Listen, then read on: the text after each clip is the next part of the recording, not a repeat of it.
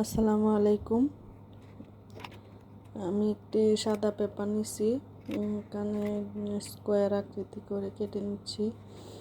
তারপর এভাবে একটা প্রথমে বাস করব, তারপর আরেকটা, তারপর যে কোনা করে বাস করব এভাবে অর্ধেক, পরে আরেকটা বাস করব, পরে আরেকটা বাস করব, ভাবে বাস করে নিয়ে এটা সমান করে একটু এবার ফুলের পাপড়ির মতো করে একটু কেটে নেব। তারপরে মাথাটা একটু কেটে নেব।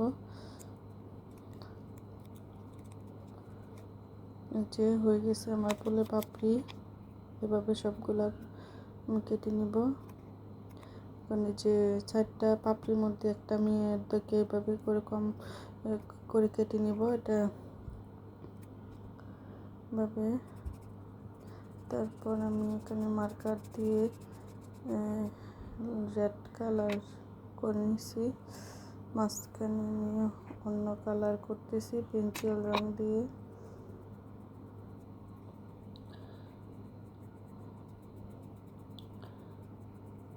হালকা গোলাপি কালার দিতেছি এখানে।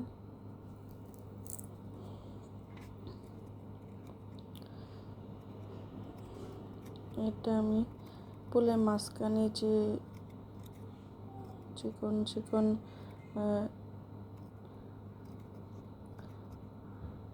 রেণুগুলার যে এগুলা থাকে তার এগুলা করার জন্য এখানে চিকন করে কেটে নিছি। তারপর একটা কাঠির সাহায্যে পাপড়িগুলাকে এভাবে পেঁচিয়ে নিব, যাতে যেভাবে ফুলগুলা এরকম থাকে, ফুলের পাপড়িগুলা এরকম থাকে।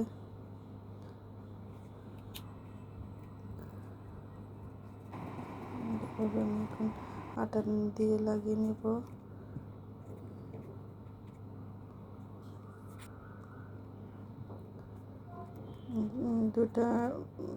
দুটা ফুল আমি একসাথে করে নেব, এবার আটা দিয়ে লাগিয়ে নেব। এই যে মাঝখানে চিকন করে কেটে নিয়েছিলাম ওইটা আমি মাঝখানে তুলে দিব।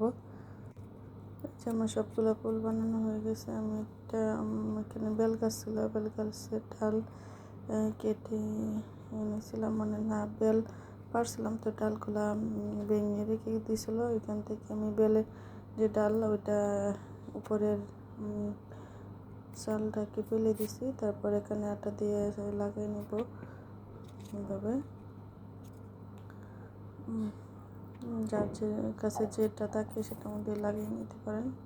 আসলে অনেক সুন্দর লাগতেছে, আমার কাছে অনেক সুন্দর লাগছে। যদি আপনাদের কাছে ভালো লাগে তাহলে বানাবেন এভাবে। আর আমার এই ভিডিওটা লাইক, কমেন্ট, শেয়ার করবেন। Thank you. আসসালামু আলাইকুম।